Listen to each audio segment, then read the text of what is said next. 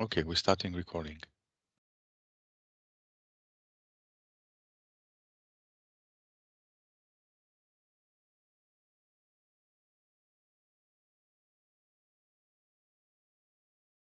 So good afternoon, colleagues, and welcome to this webinar on the low carbon public procurement report developed by UNEP in the framework of the Asia Pacific GPP Network, which is supported by KEITI. We believe that the potential impact of GPP in the mitigation of climate change is clearly underestimated, and we've been active in promoting the contribution of public procurement to the achievement of the Paris objectives. For example, at COP21, we started a few years back this drive and this promotion of public procurement in towards climate mitigation. So already in 2015, we developed with our colleagues, with our Korean colleagues and other organizations, the Seoul Declaration, which was adopted in November 2015 in Seoul and was presented at COP21. At COP25 in Sharm el-Sheikh, we also organized a side event on net zero carbon through public procurement, which regrouped a number of countries that presented their experience in this area. For example, we had Norway, we had Korea, we had the US, we had Egypt present their the way they channel and they leverage public procurement to make it an effective tool in climate mitigation and adaptation. Today we will present you the initial findings of our report, which is being drafted by Ms. Jellie Molino. The objectives of the report are to present the current state of low carbon public procurement in the Asia Pacific region.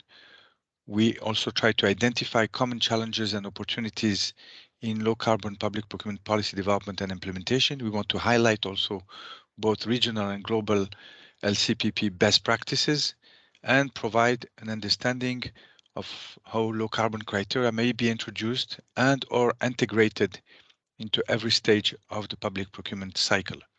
Major objective also is to make sure that public procurement and sustainable public procurement is introduced in nationally determined contributions that are developed by countries on a regular basis and provide the work plan that is adopted by countries to fight climate change.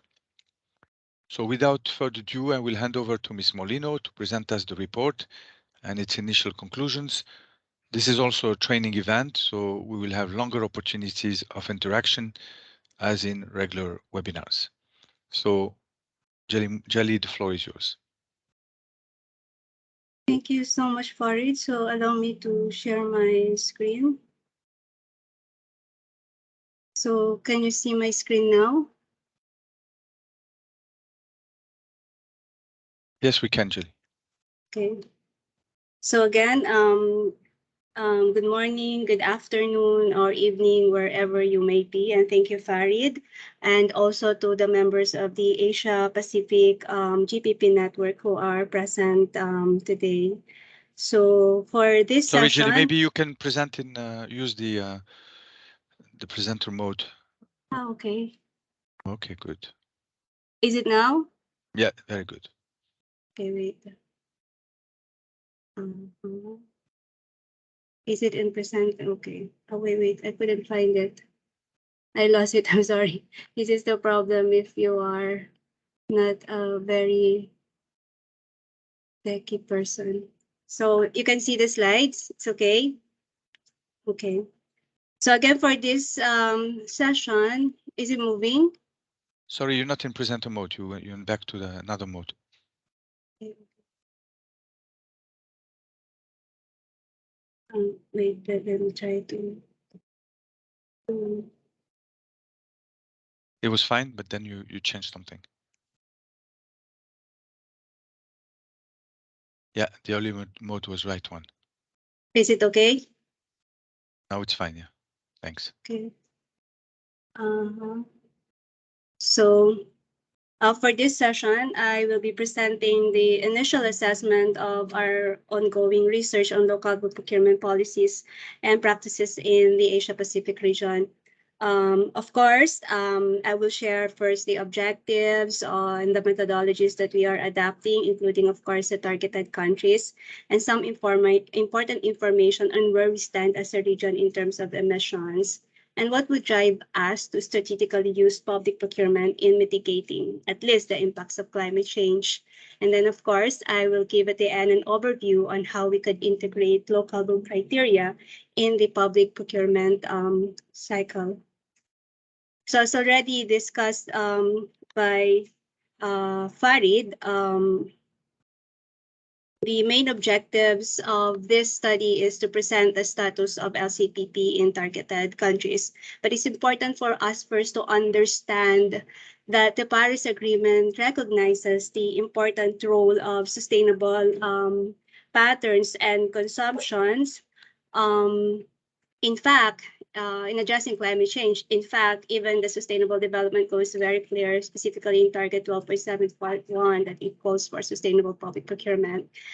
And as the largest spender in the market, which is, of course, us working in public procurement, which is equivalent to 13 trillion US dollar out of the global GDP, it is we can leverage on our purchasing power to advance key policy objectives, which is, of course, including protection of the environment through green public procurement. And we all know that from green public procurement, the idea of low carbon procurement has already emerged. In fact, even in Asia, in Southeast Asia, more particularly in Korea, there are so many government agencies that have already encouraged the use of public procurement to purchase eco-friendly products, and even mandated government agencies to track the record of their sustainable procurement. So we are going to present all of those assessment. Nonetheless, despite this particular potential, we reviewed the National Determined Contribution report that had been submitted by the 194 parties in the Paris Agreement, and only 10% of those reporting countries really identified public procurement as a strategic policy that they are using. And in Asia Pacific, it are only China and Vietnam have indicated in their reporting that they are actually considering and looking at the potential of procurement as their important instrument to achieve their targets. In fact, as early as 2015, UNEP, in partnership, of course, with KEITI, have already issued this sole declaration on mitigating climate change through low carbon procurement. So it is for these reasons that we are now assessing the status of low carbon procurement here in Asia Pacific, with the hope that we can actually use public procurement to advance the national direct contributions of countries. And then, of course, we have to identify the challenges and opportunities for more LCPP in our region. In terms of methodology, we try to expand as much as possible the methodology that we'll be using in this assessment. We conducted literature review. In fact, both peer-reviewed journal in terms of the legal assessment on public procurement, and even on the practical and the practice sides. In fact, we covered 132 peer-reviewed materials. And then we also look at online resources in terms of case studies, tools, reports, and we were able to gather 51 materials. We also conducted stakeholder interviews, so I'm hoping that some of those that participated in the interviews are present here right now. And then we prepared, of course, 15 country fact sheets highlighting what are the policies and practices of the targeted countries in terms of low carbon LCPP.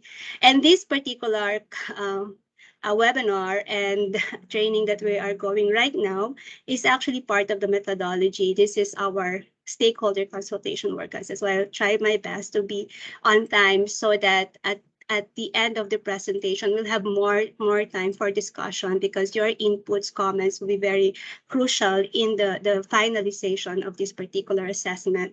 Of course, the limitation is that we focus only on 15 targeted countries, and we base them according to at least 3 major criteria. The first is whether or not they are a member of our network.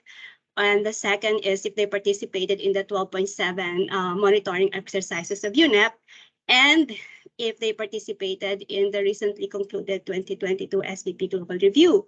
So those are the 3 criteria on how we're going to limit the targeted countries. So, and that is where we were able to identify the 15 countries that are covered in this particular assessment. And before that, it is important for us to really understand where we stand as a region in terms of our emission. So one thing you can see in this particular data that is derived from the World Economic Data in terms of carbon emission. And also we try to look on the commitment of our targeted countries in terms of carbon reduction. You'll notice that our region has at least 2 of the important aspects on how we actually monitor the emission index. We have, of course, one of the least of the countries with the lowest in environmental impact in terms of carbon emission. Bhutan has the 100 index score. 100 means it has a lowest environmental impact. At the same time, we also have in our region the highest in terms of environmental impact, which is China with a score of 0. So if you will look, it's like our region has this particular, impact lowest and of course the highest. And then if you look at, although at least majority is still on the portion of 90 and above, which is very, very, very good in terms of environmental impact. It has the lowest impact. And you'll notice also the importance of knowing the carbon emission per individual per country. Because even if, for example, in this particular data, you'll notice that the country which has the lowest carbon emission per capita is Myanmar. So it is important, specifically when we interviewed some stakeholders. They are very they are highlighting the importance of the buy-in of the citizens. So in that case, important for us also to understand like what is my carbon emission contribution, because at the end of the day, that is also impacting the overall performance of our country. And then, of course, if you look at the updated nationally determined contributions, we can have as low as 5%. And most of the countries have this unconditional unconditional target, meaning that, we have a very low target because for us to be able to actually reduce our emissions, we need some technical assistance. So that's why our commitment usually depends on certain conditions, which includes, of course, financial support, technical support, specifically from countries that are considered to be the highest contributors of carbon emission. So in this case, the target reduction really depends on some condition, specifically that most of the countries here in our region are really considered as highly vulnerable to the impact of climate change.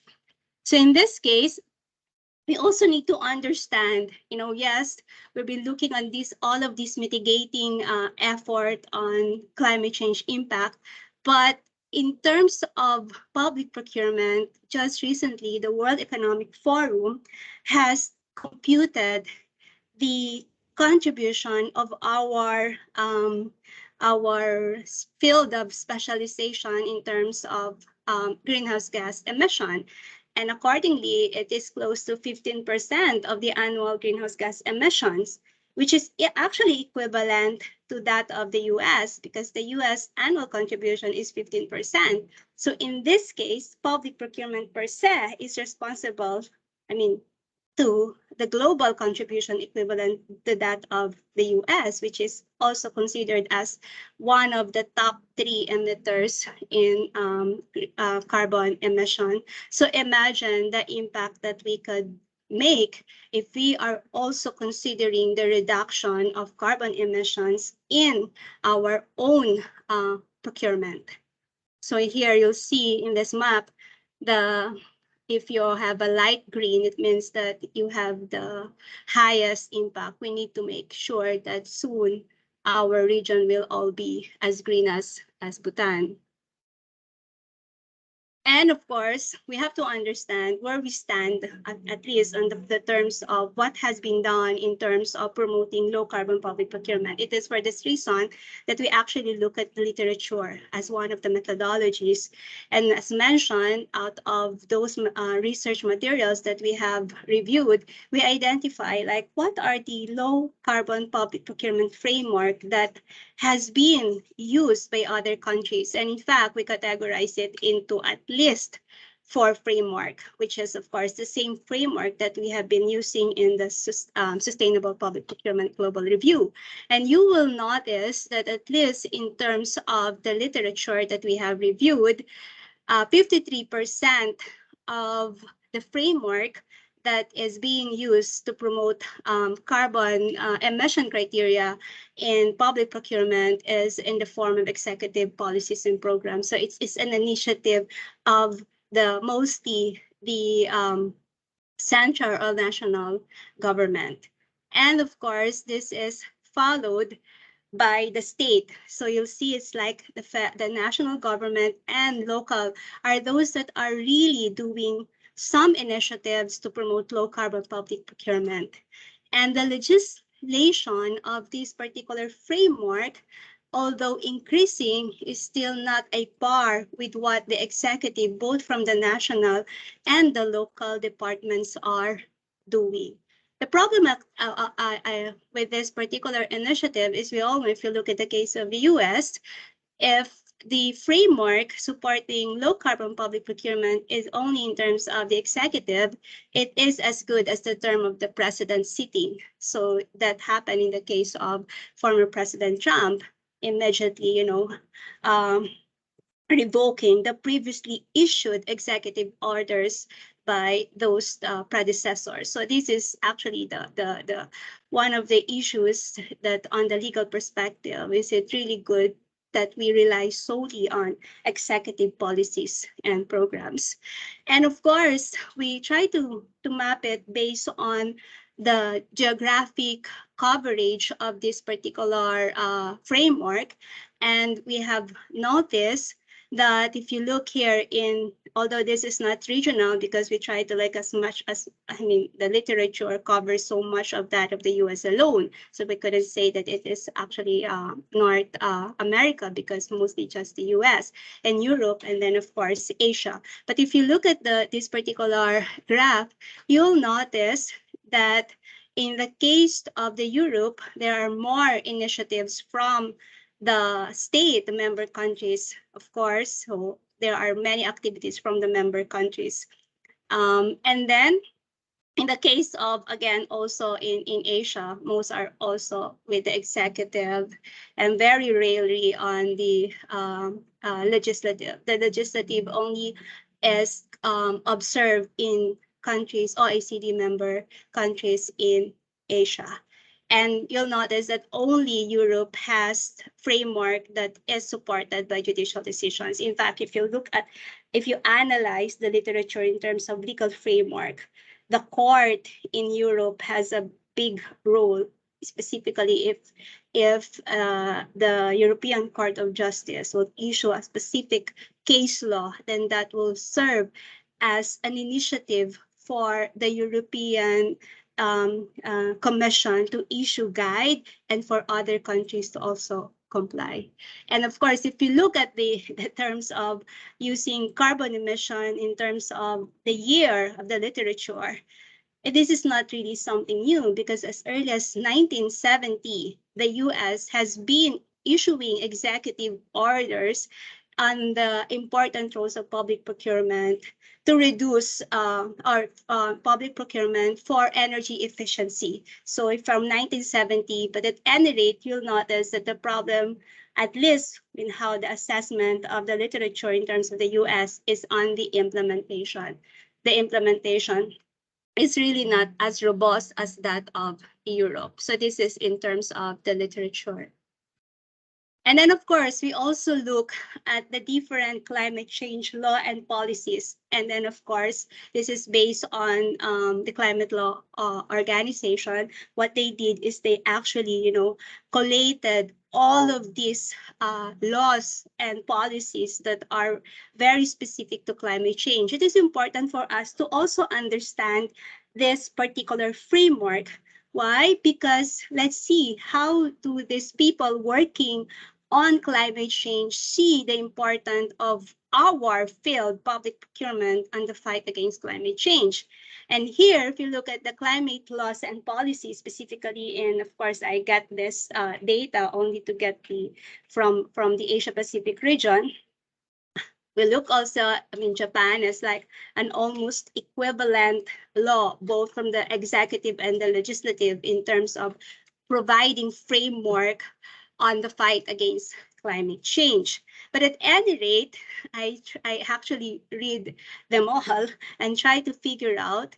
And then interestingly, of all of these 371 laws and policies, only Japan, Mongolia, and South Korea have a very specific laws and policies recognizing the important role of public procurement and the fight against climate change. For example, in Japan, they have this particular environment consideration and contract law, and there it was it was stipulated that in terms of contract law, the reduction of carbon emissions should be considered. In Mongolia, this is actually a policy. Of course, when you speak of policy, it's as an executive order where they also recognize the role of public procurement. In the Philippines, as early as 2006, I was actually surprised that there was already an executive order issued by then President Gloria Macapagal Arroyo on the role of government procurement on the promotion of energy efficiency. So at least in terms of the national government. And then of course, South Korea has this very specific provision in its Carbon Neutral Act on how they could use public procurement, specifically mandating some criteria on greenhouse gas reduction and also promotion of energy efficiency criteria in their public procurement. So this is really very interesting that despite the robust climate change laws and policies, they have not yet, at least those working on this area, have not yet identified or recognized the very important role of our field. So we have a lot of work to do. And then, of course, we also look at the public procurement law. At least on our side, we are very, very active in promoting at least some sustainability clauses in the public procurement law. And as of this is like we try to evaluate using the standard that is being used right now by the World Bank global public procurement data on what should be the sustainability, minimum sustainability clauses in a public procurement law.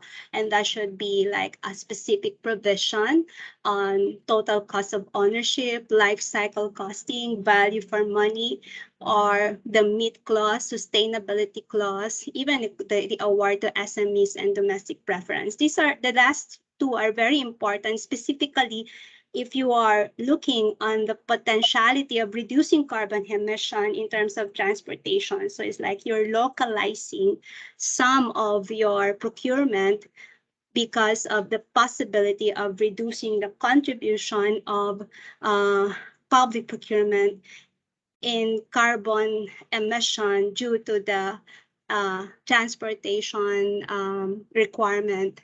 So that is one of the reasons it's also considered as a sustainability clause in terms of environment. But of course, we all know, those of us working on sustainable procurement, that sustainability is not limited to the environment. It includes the 3 pillars of sustainable development. But at any Sorry, rate, Jellie, we have a question here because we don't see the color code here.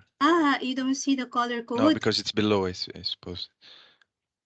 Oh, At the bottom of the slide, probably. Or you can just tell us, you know. okay. Just tell us, you know, what it means.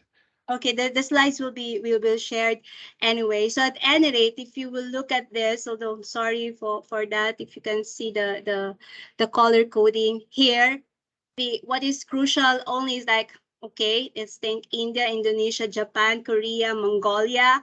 They have all of these clauses in their public procurement law. In Myanmar, only the domestic preference clause. They didn't have any, from total cost of ownership even to the award of SMEs. They didn't have any provision in their public procurement law, at least the one that is published in the global review. And then, of course, the other thing is that in terms of, for example, Bhutan doesn't have life cycle costing and sustainability clause, but they are more focused on total cost of ownership and value for money. And Cambodia didn't have life cycle and total cost of ownership, only value for money, meat, and of course, our only value for money and meat. They don't have also the provisions for So the Jellie, other. it's clear that the green color means that there is existence of a Yes, clause. Orange that yes. it's not there, but So what you is can see blue? now. The No, blue I'm just is that, asking. okay, the blue shows that they didn't have a specific clause on that, but you can actually look at some wording that may be interpreted. Let's say, for example, most economically advantageous standard. They didn't use that word, but they have provision of considering non-price criteria. They didn't have concept of value. They didn't mention the word value for money, but they will be considering economic and social conditions in terms of the evaluation criteria. They didn't have the word sustainability clause, but they have also provision for environmental protection. So those are the blues, meaning that the clause were not expressly, but if you navigate on some of the provision, you can actually interpret them to support those clauses. Thank you, Doctor. That's very clear. Okay, so let's now go on the policies and practices. Of course, we try to map them at least into 3 categories: the thematic policy supporting low carbon procurement, the use of eco-labeling, and of course, product categories with a very specific mentioning that greenhouse gas emission reduction should at least be calculated expressly or impliedly. So if you will look at all of the policies and practices here, we look at all of those regulations that and policies that have been published, including the climate law and law policies, public procurement policies, and practices. In all of the reports that have been published, both literature, anything online, and even on the website of these particular countries, we'll notice that in this particular area, we have a lot of national thematic policies that can support low carbon public procurement. And in fact, a lot of them, except in the case of Cambodia and except in the case of Bhutan, however, Cambodia, they didn't have, at least on record, indicated that they have eco-labeling policies that is on record. So if there are people here on those countries, I would like to hear your notes on that. And of course, in terms of product categories with specific greenhouse gas reduction, we have China, India, Indonesia, and Korea, New Zealand, Philippines, and Singapore. So they have at least some product categories that are very specific, that they are considering greenhouse gas emission, that is supported both by policies and they are actually practicing them. And of course, I want to share these stories because you will notice back they have problem with the law. They didn't have that much. And then, of course, in terms of policies and practices, they are not as robust as the other countries. But here we can learn good stories. Say, for example, in Bhutan, they have yet to develop their green building initiative in terms of public procurement, but they already have the anti-corruption building already is considered as one of their best story in terms of promoting the green building. So this is actually the picture at, I'm sorry, the picture at the back, at the bottom. That is their anti-corruption. When they are looking at it, they look at the potentiality of reduce using as much as sun as possible. So it's like they want to make sure that it's energy efficient. So they have the design considered the use of energy efficiency more on sun and solar, and even in the heating, that was the design.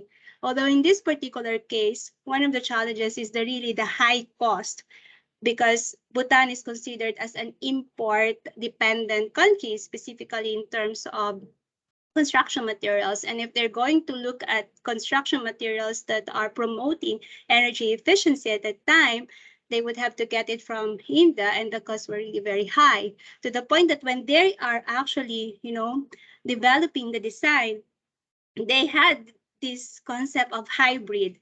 And the best practice that they did here is using their own adobe clay, which of course, based on their history, this is one of the most sustainable materials. So this particular building in Bhutan, the anti-corruption building, is an example of how they were able to do it, despite the fact that they don't have a very specific policy at the time on low carbon public procurement. And of course, this is not yet written in any of the materials that we have reviewed.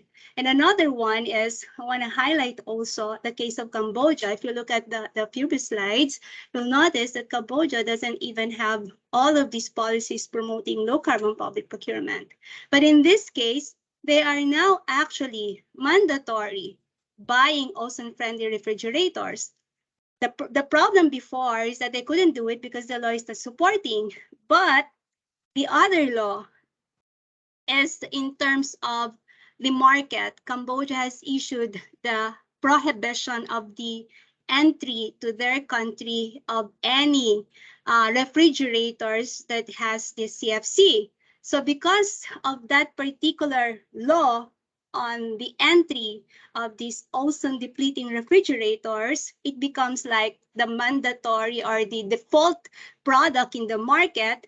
So the government is now buying it, not because, they have all of these low carbon or sustainable or green procurement policies, simply because the government prohibited the entry of ozone depleting refrigerators. So the market in itself is already promoting the ozone friendly ref. So the government is buying them. And then the other important story that I want to highlight is in terms of Sri Lanka. They don't have yet sustainable procurement, although I'm hoping, and based on some of the discussion, that they're about to approve their sustainable public procurement policy. I'm looking at the news. I haven't seen it. It was already approved, but say weeks from now, it will be approved by the government. But at any rate, even without that, they have this green building. They have this green building not because they have the policy, but because they have this green building certification. And there are private construction companies that are already certified as they're doing green building. So when they are participating in government procurement, they brought with them their green certification. So it's like the certification, the initiative to do green building comes from the private sector. So it's like they're saying, okay, since we're doing this green building already in our private projects, we don't want to change our design and system when we do it in the government. So in that case, because there are already private companies doing green building in their private practice, They are not changing it when they're participating in the government.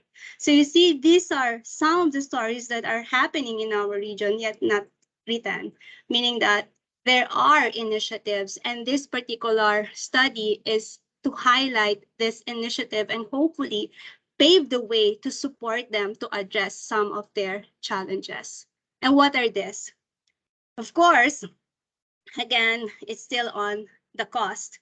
So they are thinking that, you know, when government is considering, for example, low carbon, and they are doing the managing of their budget, they say they are expensive, and then thinking of their budget, so they couldn't, as much as they would want to, it is difficult to manage a budget and then eventually go for low carbon products. Because again, as mentioned, for example, low emission vehicles, it is not just a perception that they are costly, because they are due, according to our interview, they are really costly. So there is a problem in terms of managing the budget and then making sure that they also try to incorporate carbon criteria in their procurement. And then, of course, again, some of the challenges pertain again to capacity building. Capacity building in the sense that, you know, low carbon climate change is a technical field. So even I, on my doing PhD, I have to study the science on climate change to be able to explain to people working on climate change public procurement. So imagine if you're doing more public procurement and then suddenly you will be asked to study another field. So they really have to understand the importance of low carbon and the science behind it. In fact, this is not just about low capacity in terms of those working on the government. Even the understanding of the supply side, in one of the stakeholders inputs was saying that, you know, even product manufacturers, they are not aware of the carbon footprint mechanism and how to calculate it. So it's like, you have to understand carbon amounts. How are you going to compute it? So these are science that even the supply side have yet to understand. And what more so on the part of the demand side. So at the end of the day, it's actually the cost that we have to address, or even if there are the budget, specifically in countries that are already considered as high income economy, they don't worry about the budget. The problem is that the options are not available as much as they would like to. Specifically, this happened during the pandemic when the supply chain was disrupted, and they realized that these options were not yet available in their country. And then, of course, when you talk about low carbon procurement, say, for example, vehicles, this is not just about, okay, there are vehicles. The issue is that when the government, for example, mandated that all government should procure electric vehicle, the problem is that you have to make sure that the infrastructure are there. And infrastructure is like an electric vehicle, you have to have charging station. So in this case, this is not just about the Ministry of Finance mandating, even the transportation sector has to make sure that the infrastructure is there. And then at the end of the day, of course, those countries that are still wanted to do more, even sustainable and green procurement, they are having this challenge of lack of legislation. And we have countries in our region that still need support to be able to address this particular problem. And countries have already received so many external support. But the challenge is that after the support, okay, you have launched, you have this GPP roadmap. What happened is that sustainability. So there are countries that have been assisted even by UNEP, by multilateral development banks in the launching of their GPP roadmap. But after that, nothing happened. So it's like, but this is not only happening also in Asia. We try to review all the other countries. it's on the progress, and you see that there is really a problem on sustaining the launching. So these are some of the challenges provided by the stakeholder during our interview. At any rate, one thing good about all of us working in this particular field, and despite all of these challenges, we are very, optimistic. We are very optimistic. We are not giving up that this is something that we want to do. This is something that we're not just buying. We are strategic partner of our country. That's why when asked, like, if you can do anything to make sure that low carbon procurement will become a default in the future, these are some of the good let's say, suggestions or wish list. But at the end of the day, these are something that is being done already. For example, they say, there has to be a self-sustaining financial mechanism for GPP and eco-labeling. If you will notice in the problem of the costing, there are so many financial incentives right now. If you are an economic operator, providing environmentally friendly products, you can give a tax, let's say, tax rebate, or some of the financial assistance are already available. So there are countries that are providing financial and even tax exemption for those operators that are, addressing this so that the financial problem will be addressed. And then, of course, in terms of capacity building, this is UNEP has been doing it. We've been trying to reach people to make sure that they understand. If you are just participating in the 12.7.1, this is not just about monitoring. This is actually capacity building in terms of how we can address a particular barrier.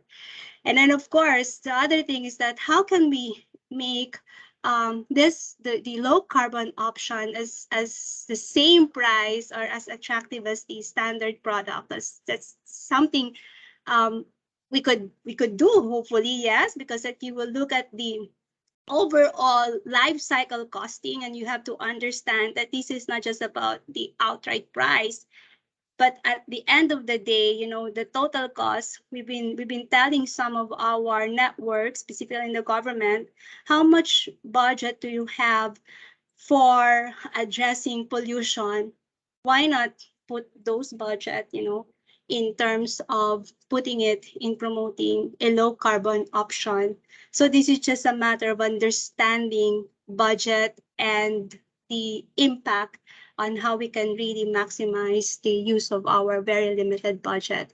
And here, very interesting, the last, he says, we just hoping that we couldn't just buy things that damage the environment. And would that be possible? It said, one thing I learned from a stakeholders interview is that she said, before, who would think that we couldn't buy straw, single straw? Years ago, that is something we couldn't perceive, but right now it is something we couldn't buy, at least in some countries. So in that case, we can make a world in such a way that those things that are damaging the environment is something we couldn't buy. Cambodia did it in an example. We could no longer buy, and also depleting refrigerator. So that is something that is being done right now. And of course, there are so many other practices. I could name a lot. When we release this particular work, we have actually put them all, so you can reference them once the final paper is released. But at any rate, these are just some of the national policies that is in best example. Why this was considered as best practices, at least for two reasons. First, it is mandatory. If you look at the challenge, there's no legislation. Sometimes, it requires a mandate to do it. They have to push the button and say, do it, and we will comply. So this is having a specific mandate to do it. And then not just mandate, but a target. Because if you have a particular mandate, but you don't have a target and a monitoring mechanism to make sure that your mandate and target are really achieved, then you will just have something like a dream. not necessarily an actionable work. So these particular practices actually highlight those three. There is a mandate, there is a target, and they are actually monitoring it. And just to give you some idea, we try to like highlight how those countries are doing it in the actual practice. At least, how are they integrating low carbon criteria in the public procurement cycle? I try to put it in the simplest public procurement cycle, although we know that there are just so many ways by which we can expand the cycle. But just the simplest public procurement cycle, we can actually see how we can integrate low carbon criteria. First, in the planning, it is very important that you start from there. As mentioned, you must have a target. Some of the best examples is that they have this carbon reduction threshold. And then, of course, they identify the available technology, even the available alternative. One example is, for example, is the case of, reduction of greenhouse gas emission to procurement of e-vehicles. But some municipalities could not afford it. So instead of that, they decided to lessen the use of vehicle. So in terms of transportation, so they put it like, this is not want to contribute in the reduction of carbon emission, but not by procuring a vehicle, but by reducing the use of vehicle per se. So you see, so because you cannot afford, you try to find ways on not to make it a necessity to have a vehicle. So that could be your alternative if you have a problem with the budget. And then of course, in terms of solicitation, it is very important that you already defined your low carbon specification and award criteria. And most of the available practices right now is, of course, on the use of energy efficient goods and services. UNEP has published a lot of criteria on that. And then the other one is then the low carbon performance materials by requiring them to actually integrate in the product is how is this actually contributing to the reduction of greenhouse gas emission. And in terms of another specification, if you don't have the particular idea yet, some countries are actually requiring the economic operators to provide them the solution. So this is how they are introducing low carbon criteria and the solicitation. And then when they go to contract management and utilization, it's very important that you should have low carbon clauses. And how are they doing it? Of course, as mentioned, you have to have indicators because sometimes, I work on in the legal, we just put some clauses. But the problem is how are we going to make sure that these clauses are actually implemented? You don't just put protection of the environment, compliance with all of these laws, but you have to set KPIs. And it could be like, reducing transport emission and continuous improvement, allowing the economic operators to provide further suggestion. In fact, one of the most used contract clauses is what they call is like, okay, you provide the solution, and then whatever energy savings that solution that you are committing to have, you'll get that as your payment. So that is precisely some of the emerging contract clauses. And of course, there has to be penalties for non-compliance.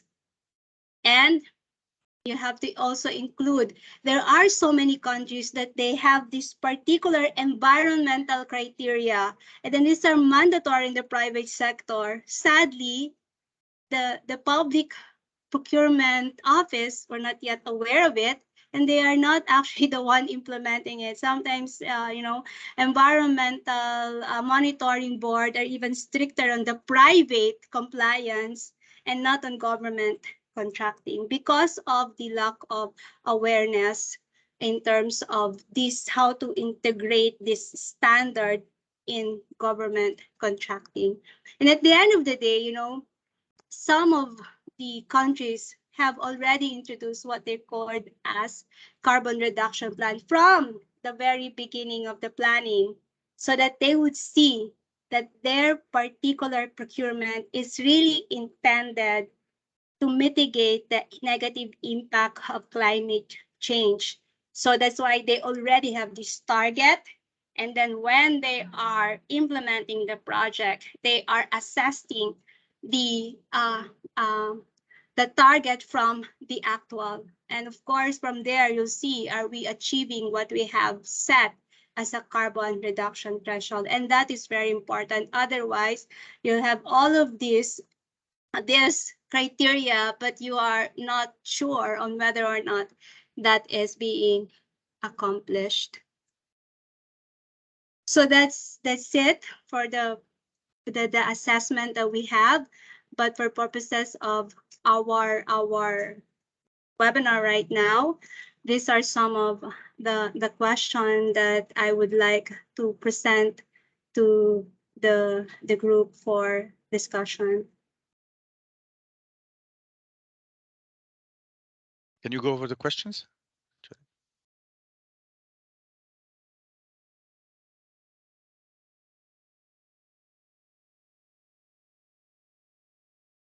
You're muted, Jellie. Okay, so I have three questions. I have three questions for all of the participants that are here right now. First is, how would you describe your agency's level of experience in introducing low carbon criteria in the public procurement process? Have you started, or just planning, or did not even think of it yet? And second is that, what do you think are the instruments that will drive you, because we are all buyers, where do we implement it, that would help us integrate this criteria in our procurement practices? And what do you think would encourage private sectors to voluntarily submit low carbon tenders, like in the case of Sri Lanka? They're not even required, you know, to bring their best practices in the private construction, but they did it when they submit their bids in government contracting. So those are the three questions that I really want to get your insight, for purposes, of course, of improving further our assessment. Thank you very much, Dr. Molino, and I think you deserve a round of. Hear the question, Jellie? Yes, I can. Yes, okay. Please go ahead. So actually, as mentioned in the methodology, this is actually based on desk review. So I got all the copies of the public procurement law from the World Bank data on Global Public Procurement Database. So from there, Yes, I read the provisions, but I verify. You know, if you look at the Global Public Procurement Database, they already have like no, none yet. That's why I have their blue and the red, because I read the data, the law, and I say, okay, you don't have this, but in this provision, this can be used to promote most economically. The word most economically is not mentioned, but the fact that there is provision considering non-price criteria, there is provision promoting socio-economic, that is considered I asked this because because still we have not many information regarding some background in the public procurement, and we expect to collect do the information survey next year. We are planning to do that. So this kind of information from your side also very much important. So we can consider about this information in our survey. So thank you very much for the opportunity, and it is very interesting presentation from you. Thank you, Mr. Ali and Mr. Farid. Thank you to you. Now, and then I have Ding Ling in China. Any reaction? Any question?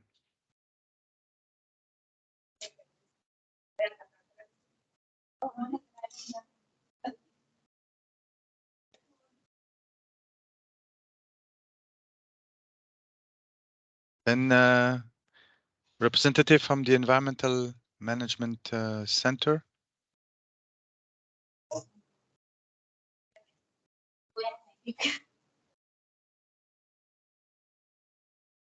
No question.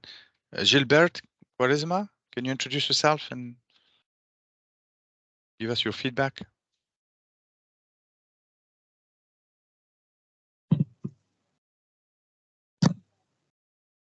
Hello. Hello. Yes, Gilbert. I'm sorry to noise in the background, but yeah. My name is Dr. Jellie. I am from the Government Procurement Policy Board at the Export Office of the Philippines. So, Oh, there's. in terms of question number one, Can you put your question in writing or your comment, because we can't hear you very well. I'm really sorry. Please put your comment or question in writing. I'll just type in my inputs in the chat. Okay, thank you. Okay, we have then in consult. This is Iqbal Sheikh from InConsult Pakistan. Thank you very much for a wonderful presentation, Molino. In Pakistan, actually, currently what we are doing is we are working on this particular interventions. We have carried out number of the consultation workshops and awareness workshop. And I hope the substance and the material that we got from your presentation, we're really going to make use of it. Thank you very much indeed. Thank you very much. And just I take up the opportunity to tell you that the study will be released in January, and we'll have another opportunity, another webinar to present it in full. Myanmar, we spoke about your country. Can you introduce yourself?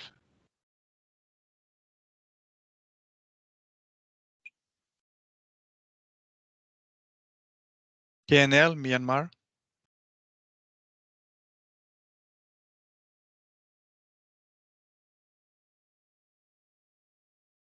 Okay. Manoj Didwania? Yeah. Hello? Yes, go ahead.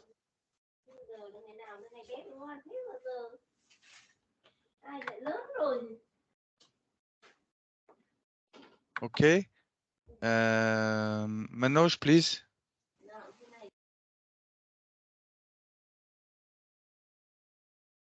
Sanjay? Hello, Sanjay.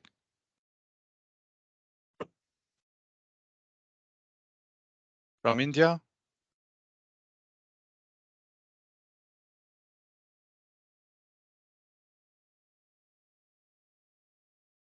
Susan is on the call. Hello, Susan.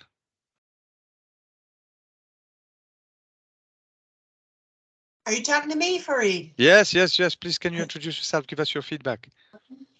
I'm Susan Brown Shafi, and I'm sitting in on the call today from Geneva. I'm very interested in these issues, and I just keen to hear the voices from the stakeholders, the problems that they're having, because yeah, I think a lot of times that's voices we don't hear. So I don't take more time today beyond that.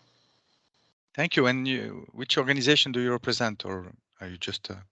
Well, I'm with an academic organization at the moment, working with teaching public practitioners skills on evidence-informed policy making. Okay, thank you, Susan. And then Jing, China. Hello, Jing. Any feedback? Any clarifications, questions? Thank you. Thank you, Fareed, and thank you, Jelly. And I think her introduction very insightful and fruitful. And just last year, as CEC also held make a very initial research also on the how low carbon or how GPP or how LCPP integrate into the national NDC targets.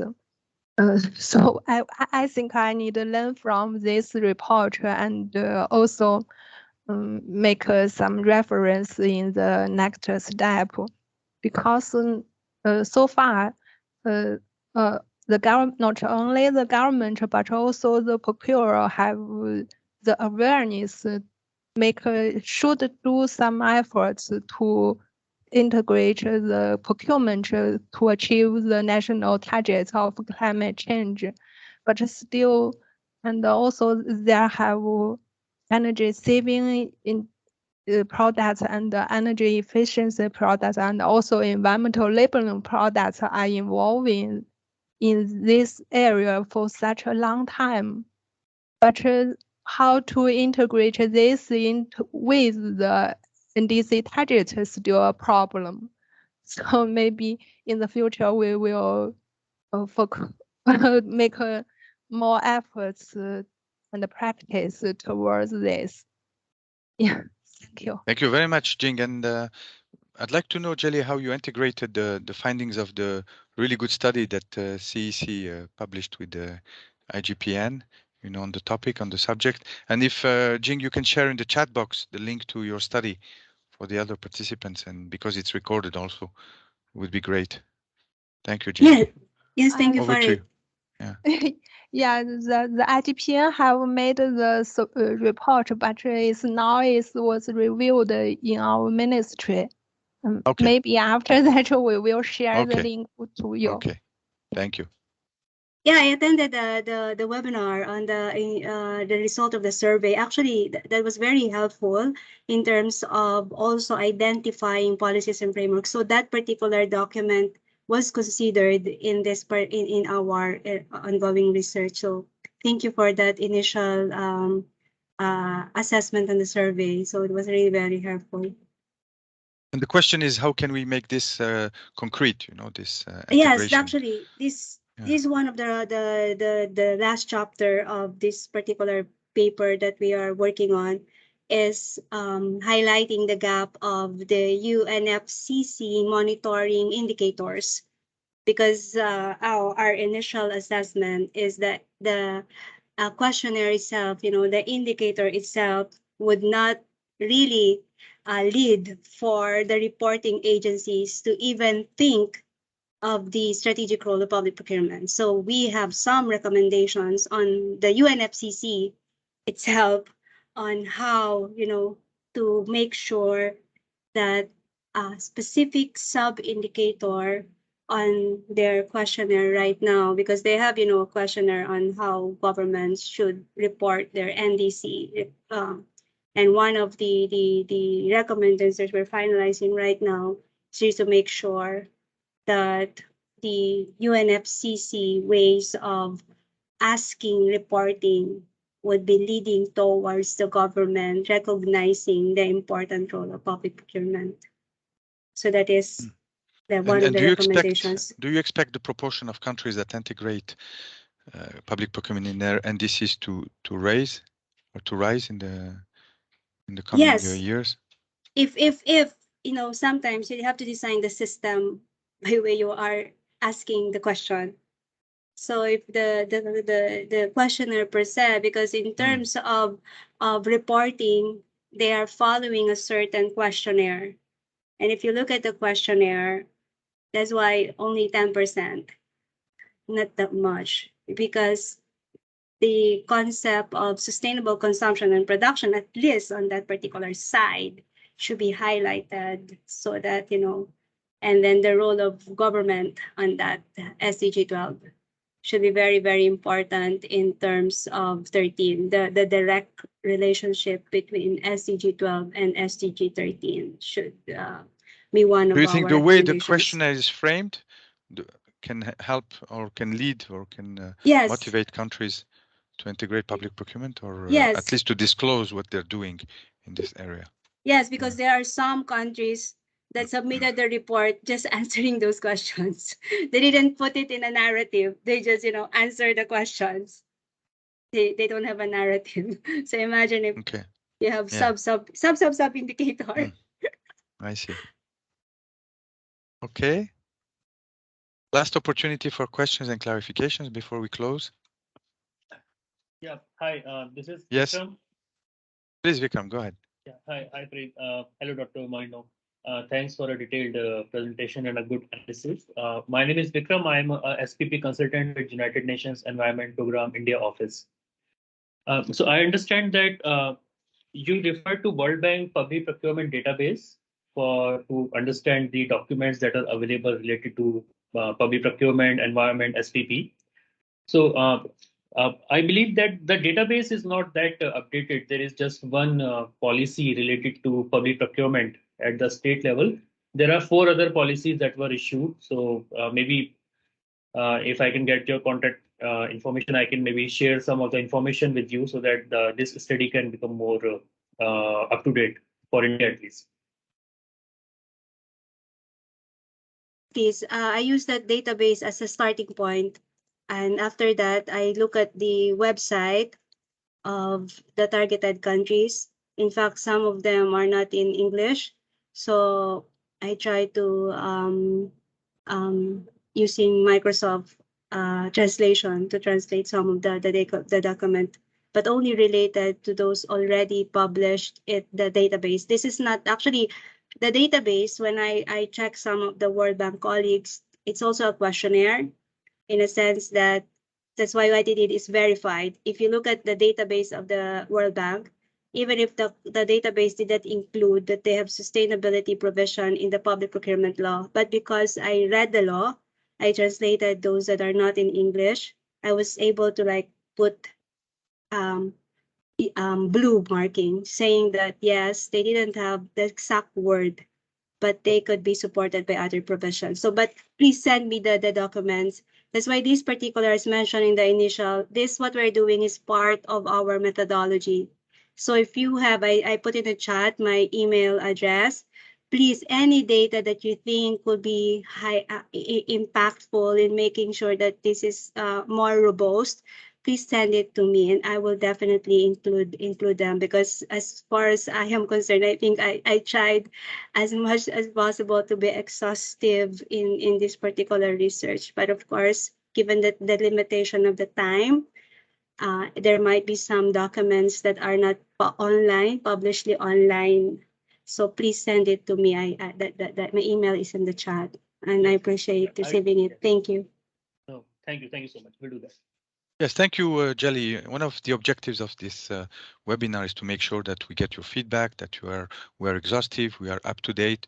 So please don't hesitate to send us any information or any corrections that you think we should introduce. We're still at the draft stage, and Jellie is still working on the study and making sure that we are very comprehensive and up to date.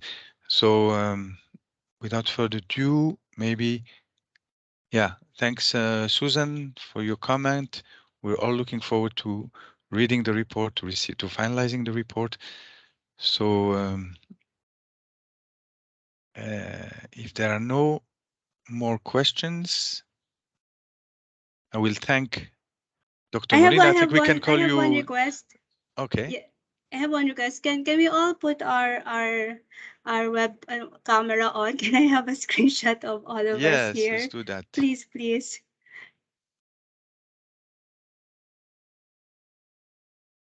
If it's not too much to ask for internal reporting, not necessarily for publication. Yes, thank you. Just to see that I'm really talking to real people.